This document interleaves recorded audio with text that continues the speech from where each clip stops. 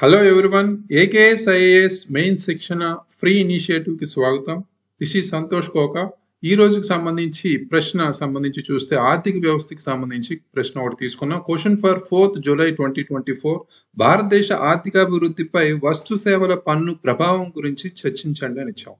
So ఇక్కడ major గా మనం క్వశ్చన్ చూడగానే ముందు చేయాల్సిన పని ఏంటి? 3 steps బిఫోర్ రైటింగ్ ఆన్సర్ రాసే ముందు 3 steps అనేవి ఫాలో అవ్వాలనేది చెప్పుకున్నాం. అందులో ముఖ్యంగా ఫస్ట్ స్టెప్ మనం క్వశ్చన్ రీడింగ్ గా చెప్పుకున్నాం. సో క్వశ్చన్ రీడింగ్ అనేది ఒక 1 minute కేటాయించి దీన్ని మనం పూర్తి చేయాలి. ఇక్కడే మనకి మేజర్ గా ఎసెన్స్ ఏంటి, క్వశ్చన్ లో ఎసెన్స్ ఏంటి అనేది తెలుసుకోవచ్చు. సో ఇక్కడ ఎన్ని పార్ట్స్ లో ఉంది అనేది ఫస్ట్ ఒకటే పార్ట్ ఉంది కాబట్టి నో ప్రాబ్లం. సో ఏది టాపిక్ ఏంటి అనేది చూసుకుంటే వస్తు సేవల పన్ను అనేది ఇక్కడ టాపిక్ గా మనం చెప్పుకోవచ్చు. నెక్స్ట్ క్వశ్చన్ ట్యాగ్ ఏంటి అంటే ఇక్కడ చర్చించండి అంటే డిస్కస్ అనే కీవర్డ్ క్వశ్చన్ ట్యాగ్ అనేది ఇచ్చారు. సో అది కూడా వెరీ వెరీ ఇంపార్టెంట్. డిస్కస్ అంటే చర్చించండి అంటే ఏం రాయాలి? చర్చ అంటే పాజిటివ్స్ రాయాలి, నెగిటివ్స్ రాయాలి, అదే విధంగా తీసుకోవాల్సిన చర్యలు కూడా రాయాలి. అది major criteria here. So next ప్రభావం అనేది ఇక్కడ కీవర్డ్, ఇంపార్టెంట్ కీవర్డ్ గా చెప్పుకుంటాం. అదేవిధంగా భారతదేశ ఆర్థిక అభివృద్ధిపై అని ఇచ్చారు కాబట్టి ఆ ప్రభావం అంటే ఓన్లీ భారతదేశ ఆర్థిక అభివృద్ధిపై ప్రభావం సంబంధించి ఇక్కడ రాయాలి. లేదా ఇక్కడ వేరే సెక్టార్స్ రంగాలకు సంబంధించి అడిగితే వేరేగా రాయాలి. సో ఇక్కడ క్వశ్చన్ చదవడం అనేది చాలా ఇంపార్టెంట్ అనేది ఇక్కడ తెలుసుకుంటున్నాం, రైట్? సో నెక్స్ట్ మనం చూసుకునేది స్ట్రక్చర్ వైజ్ గా మనం చూసుకుంటే నెక్స్ట్ స్టెప్ బ్రెయిన్ స్టార్మింగ్. అంటే దీనికి సంబంధించి మనం ఎంతవరకు మనం మెదటికి పదును పెడతాం అనేది ఇంపార్టెంట్. అంటే ఇక్కడ మనం 1 minute కేటాయించి దీనికి సంబంధించి మొత్తం కరెంట్ అఫైర్స్ తో పాటు ఎగ్జాంపుల్స్ తో పాటు వివిధ రకాల నివేదికలు సూచికలకు సంబంధించి కావచ్చు, లేదా జిఎస్టికి సంబంధించి ఏమేమి ఉన్నాయి, అదే ఒక చట్టాలకు సంబంధించి మనం మాట్లాడుకోవచ్చు, లేదా ఒక పక్క జిఎస్టి కౌన్సిల్ కొన్ని విభాగాలకు సంబంధించి మనం ఇందులో ఇంక్లూడ్ చేయాల్సిన అవసరం ఉంది అనేది దీన్ని రీకాల్ చేసుకుంటాం ఇందులో. అదేవిధంగా మనకి జిఎస్టి ట్రిబ్యునల్ అనేది కూడా ఉంది. అప్లైడ్ ట్రిబ్యునల్ ఏవైనా డిస్ప్యూట్ వస్తే సెంటర్ కి స్టేట్స్ కి మధ్య డిఎస్టి పంపిణీకి సంబంధించి వసూళ్ల పంపిణీకి సంబంధించి ఏమైనా ఇబ్బందులు వస్తే సమస్యలు వస్తే జిఎస్టి ట్రిబ్యునల్ లో ఇది చర్చిస్తారు. అదేవిధంగా మనకి జిఎస్టి నెట్వర్క్ అనేది కూడా ఉంది. కొన్ని టెక్నికల్ ఇష్యూస్ ఏవైతే ఉన్నాయో వాటిని సాల్వ్ చేయడానికి. సో ఇవన్నీ మనం ఆన్సర్ రాసే ముందు బ్రెయిన్ స్టార్మింగ్ లో ఏమేమి రాయొచ్చు, ఇంపార్టెంట్ కీవర్డ్స్ ఏంటి, చట్టాలు ఏంటి, పాలసీస్ ఏంటి, ఇవన్నీ మనం ఇంక్లూడ్ చేసుకోవాల్సి ఉంటుంది. అదేవిధంగా రీసెంట్ గా కరెంట్ అఫైర్స్ రిలేటెడ్ గా ఏం ఇంక్లూడ్ చేయొచ్చు. ఫర్ ఎగ్జాంపుల్ జిఎస్టి స్టార్ట్ అయ్యి July 1st మనకి స్టార్ట్ అయింది కాబట్టి 2017 ఇప్పటికి ఎన్ని ఇయర్స్ అయింది? Almost last year 6th anniversary ప్రకారం జిఎస్టి కౌన్సిల్ సమావేశం అయితే జరిగింది. అదేవిధంగా రీసెంట్లీ అంటే ఒక 3 days కంప్లీట్ అయింది కాబట్టి 7th anniversary కూడా మనం ఇప్పుడు జరుపుకుంటున్నాం.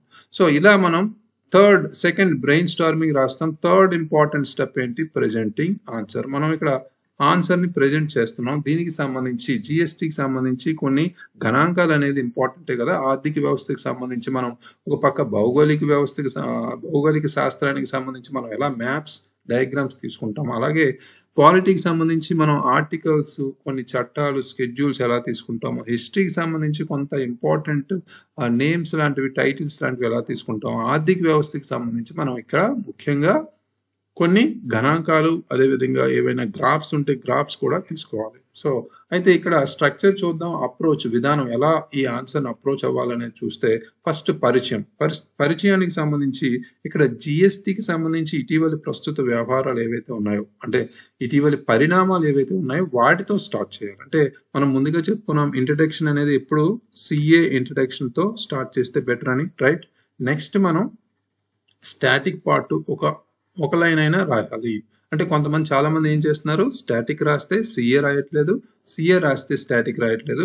ఆర్డర్ లోకి వస్తే మనం ఫస్ట్ ప్రిఫరెన్స్ మనం సిఏ ఇంట్రడక్షన్. ఏ టాపిక్ అయినా దానికి ఇటీవలి అంశాలు ఏదైనా ఉంటే దానికి ఫస్ట్ దాంతో స్టార్ట్ చేయండి. నెక్స్ట్ స్టెప్ మనకి సెకండ్ స్టాటిక్ పార్ట్. అంటే ఇక్కడ ఏం చేస్తాం, జిఎస్టి ఎప్పుడు అమలైంది, ఏ చట్టం ద్వారా అమలైంది అనేది కూడా రాయొచ్చు.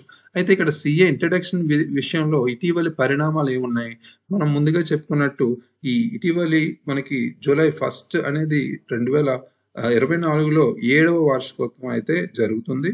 అయితే మనం 6వ గురించి ఇక్కడ మాట్లాడాలి. ఎందుకంటే జిఎస్టి కౌన్సిల్ తాజా సమావేశంలో మనకి పన్ను నిర్మాణాన్ని సరళీకృతం చేయడం, ఈ కొన్ని సమస్యలు ఏవైతే ఉన్నాయో వాటిని పరిష్కరించే లక్ష్యంగా చాలా మార్పులు అయితే ప్రకటించింది. సో ఆ నేపథ్యంలో మనం దీన్ని లింక్ చేస్తాం, right? So next static part ఏం రాస్తాం ఇక్కడ, అది ఎప్పుడు మొదలైంది అంటే ఆల్మోస్ట్ 101 చట్టం ఏదైతే ఉందో సవరణ చట్టం, 101 సవరణ చట్టం దానికి సంబంధించి వచ్చింది కాబట్టి ఎప్పుడు వచ్చింది, July 1, 2017. సో ఇలా మనం ఒక లైన్ లింక్ చేస్తాం. నెక్స్ట్ స్టెప్ వచ్చేసరికి మనకి బాడీ పార్ట్ లోకి వచ్చేసి మనం యాస్టీజ్ మనకి ఏదైతే క్వశ్చన్ ట్యాగ్ ఇచ్చారో దాన్ని లింక్ చేసుకోవాలి. ఇక్కడ డిస్కస్ అంటే ఏంటి, ఫస్ట్ పాజిటివ్స్ రాయాలి. పాజిటివ్స్ అంటే ఏంటి, ఇక్కడ ప్రాముఖ్యత. సో ఆల్రెడీ మనం ఇక్కడ డిస్కస్ చేస్తున్నాం. ప్రాముఖ్యత అంటే ఏంటి అంటే బాడీ పార్ట్ లో కంపల్సరీ పాజిటివ్స్, ఇంపార్టెన్స్ లేదా ప్రతికూల ప్రభావాలు ఇలాంటివన్నీ రాస్తుంటాం, రైట్? ఇన్ కేస్ మనం జిఎస్టికి సంబంధించి కొంత ఒక లైన్ ఆ 2 లైన్లతో ఇక్కడ ప్రాముఖ్యత అయితే రాయాలి. ఇది ఒక జాతీయ మార్కెట్ ను సృష్టించే లక్ష్యంగా మనకి తీసుకురాబడింది కాబట్టి అది కూడా ఇక్కడ ఇంపార్టెంట్ గా మనం తీసుకోవచ్చు, రైట్? సో వ్యాపారం సులభతరం చేయడానికి, అదేవిధంగా పన్ను ఏదైతే జిఎస్టికి సంబంధించి ముందు మనకి పన్ను క్యాస్కేడింగ్ ఎఫెక్ట్ ఏదైతే ఉందో ప్రభావాలు, వాటిని నిర్మూలించడానికి తీసుకొచ్చారు అనేది చెప్తే సరిపోతుంది. నెక్స్ట్ జిఎస్టి యొక్క సానుకూల ప్రభావాలు ఏంటి అనేది ఇక్కడ మనం అబ్జర్వ్ చేయాలి. ఇక్కడ క్వశ్చన్లు అడిగినట్టు డిస్కస్ అన్నారు కాబట్టి కంపల్సరీ మనం సానుకూల అదేవిధంగా ప్రతికూల రాయాలి. చాలా మంది ఇక్కడ ప్రభావం అంటే only negative or only positive రాస్తున్నారు, అది చూసుకోండి. ఎందుకంటే ప్రభావం అంటే అది పాజిటివ్ కావచ్చు, నెగిటివ్ కావచ్చు, 2 రాయాలి. With in short sentence brief గా రాస్తే సరిపోతుంది. కొన్ని పాయింట్లు 2 మాత్రం మిస్ అయ్యకూడదు.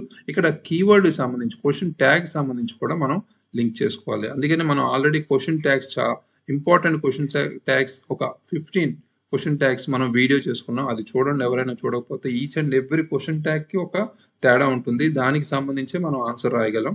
సో అయితే జిఎస్టి యొక్క సానుకూల ప్రభావాలు అనేది ఇక్కడ తెలుసుకుంటే పన్ను వ్యవస్థ సరళీకరణ అయితే జరిగింది, పాజిటివ్ అది. అంటే ఆల్రెడీ మనకున్న అప్పటి వరకు ఉన్న పన్నుల్ని తీసుకుని బహుళ పరోక్ష పన్నులు ఏవైతే ఉన్నాయో ఒకే పన్నుతో భర్తీ చేశారు కాబట్టి సరళీకృతం అయితే జరిగింది. నెక్స్ట్ మనకి పెరిగిన వసూళ్లు, అంటే వసూళ్లు అయితే పెరిగే ఈ 1,00,000 కోట్ల మార్కును కూడా దాటింది అనేది మనం ఇటీవలి కొన్ని సంవత్సరాల్లో నెలవారీ సేకరణలు కూడా మనకు తెలిసాయి. సో ఇలాంటి ఎగ్జాంపుల్ గణాంకాల రూపంలో మనం తీసుకురావాలి. ఆర్థిక వ్యవస్థ యొక్క క్రమబద్ధీకరణ అయితే జరిగింది. ఎందుకంటే జిఎస్టి వచ్చిన తర్వాత ఇన్పుట్ ట్యాక్స్ క్రెడిట్ క్లెయిమ్ చేయగలడం అనేది జిఎస్టి వ్యాపారులకి కొంత ఊరట ఇచ్చింది. ఇది విస్తృత పన్ను ఆధారానికి పన్ను సంబంధించిన మెరుగుదలకు కూడా ఇది ఉపయోగపడింది. అది మేజర్ గా ఇక్కడ రాసాం. ఈ ఎగుమతుల పోటీతత్వాన్ని కూడా పెంచడం. ఎగుమతుల పోటీతత్వం అంటే ఏంటి, ఇక్కడ బహుళ పన్నులు అదేవిధంగా కొన్ని పన్నులకు సంబంధించిన ప్రభావాలు తొలగించి మనకి జిఎస్టి అంతర్జాతీయ మార్కెట్లలో మరింత పోటీగా పెంచడం అనేది, స్థిరంగా ఉంచడం అనేది కూడా ఇక్కడ తెలుస్తుంది. సో అందుకనే పోటీతత్వాన్ని పెంచింది.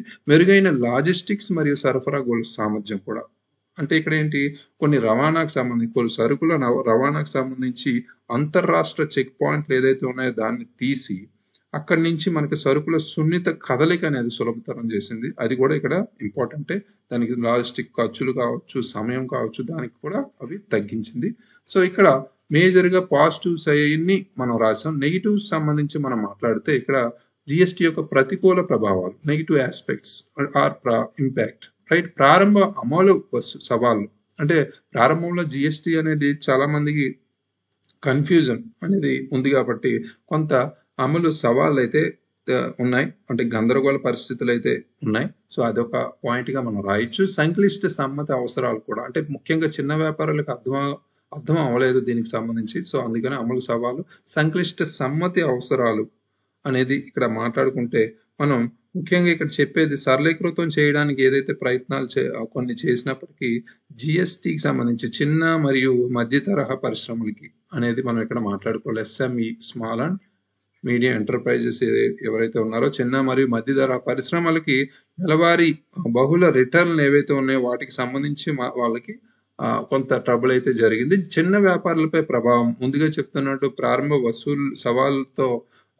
దాంతో పాటు మనకి చిన్న వ్యాపారులపై ప్రభావం కూడా ఇక్కడ మనం చూడొచ్చు. అనధికారిక రంగ సంస్థలు ప్రత్యేకించి రాష్ట్రాలకు ఆదాయ లోటు. కొన్ని రాష్ట్రాలు కూడా ఈ ఆదాయ కొరతను అయితే ఎదుర్కొన్నాయి. ఫర్ ఎగ్జాంపుల్ తమిళనాడు కావచ్చు, మహారాష్ట్ర కావచ్చు. ఈ రాష్ట్రాల్లో ఆర్థిక సమాఖ్యవాదం గురించి కూడా ఆందోళన అయితే వచ్చింది. సో నెక్స్ట్ అవసరమైన చర్యలు ఏంటి అనేది ఇక్కడ మనం మాట్లాడుకుంటే సరళీకరణ. అంటే మనం రాసాం ప్రభావాలు, నెగిటివ్ ఆస్పెక్ట్స్, ఛాలెంజెస్ ఆర్ సమస్యలు ఉన్నాయి. దానికి సంబంధించి తీసుకోవాల్సిన చర్యలు మనం చెప్పాల్సిన అవసరం అయితే ఉంది. సో ఇక్కడ సరళీకరణ అయితే మనకి ఈ ప్రక్రియను మరింత సరళీకరణ చేయడం అయితే ఇక్కడ అవసరం. ఇప్పటికీ చాలా మందికి కన్ఫ్యూజన్ ఉంది జిఎస్టి అంటే, రైట్? దాన్ని చిన్న వ్యాపారులు కావచ్చు, అందరూ కావచ్చు, ఈ ఫైలింగ్ అనేది ఏదైతే ఉందో దాన్ని కొంచెం ప్రొసీజర్ అయితే ఏదైతే ఉందో దాన్ని సరళీకృతం చేయాల్సిన అవసరం అయితే ఉంది.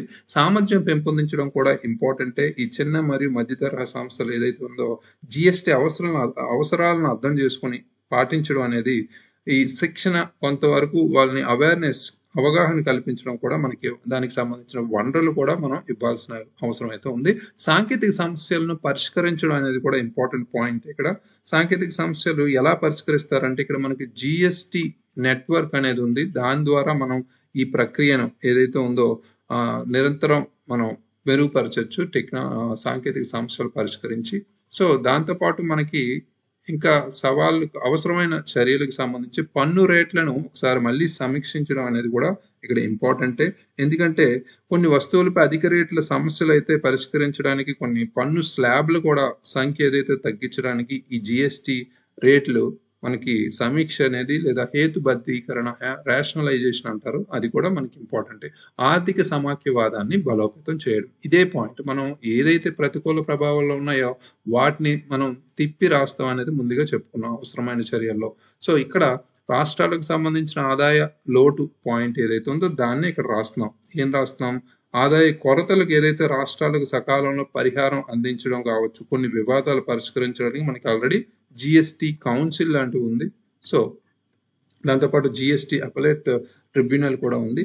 ఇవి మనం సహకార విధానాన్ని కొనసాగించడానికి ఉపయోగపడతాయి అనేది ఇక్కడ చెప్తాం అనమాట. సో ఫైనల్గా ముగింపుకు వచ్చేసరికి మనం ఒక లక్ష్యాన్ని లేదా టార్గెట్ని అనుసంధానించి భవిష్యత్తును ఉద్దేశించి రాస్తాం కాబట్టి సుస్థిరమైన ఆర్థిక వృద్ధికి మార్గం అయితే సుగమం చేసే విధంగా మనం ఈ వ్యవస్థ పరిపక్వం చెందుతున్న కొద్దీ మనకి అధిక ఆదాయ సేకరణ కావచ్చు, లేదా ఆర్థిక వ్యవస్థ యొక్క ఎక్కువ మన భారతీయ వ్యాపారాలకు ప్రపంచ పోటీతత్వాన్ని పెంచడం కావచ్చు, ఇవన్నీ దోహదపడుతున్నాయి. కాబట్టి సుస్థిరమైన ఆర్థిక వృద్ధికి మార్గం అయితే సుగమం చేయబోతున్నాం అనేది కూడా ఇక్కడ భవిష్యత్తును లింక్ చేసుకోవచ్చు. దాంతోపాటు మనకున్న $5 ట్రిలియన్ ఎకానమీ డాలర్ ఏదైతే ఉందో దానికి సంబంధించి లక్ష్యాన్ని కూడా మనం ఇక్కడ 2027 కల్లా మనం ఈ లక్ష్యం పెట్టుకున్నాం. దీన్ని కూడా లింక్ చేయొచ్చులా.